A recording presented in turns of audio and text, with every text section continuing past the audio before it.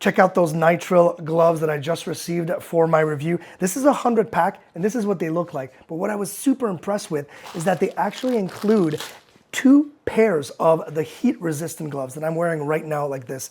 This is perfect if you use a smoker for your meat, if you use even a barbecue and you need to kind of like deal with that and not burn yourself. Well, this is ideal if you need to move around some stuff in that barbecue.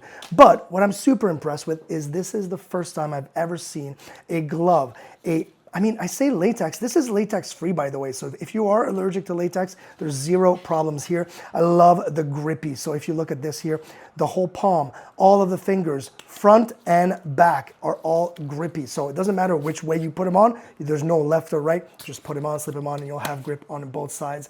And it's super cool because it's not, I use them for food preparation. So I like to either cooking vegetables or cooking meat or cutting meat, that I will use these gloves. But I think because of that grip, I'll probably be able to work on the car with this, kind of handle those smaller tools or smaller bits and pieces that usually with a latex glove you would be slipping around. This is ideal. Love the size. This is a large.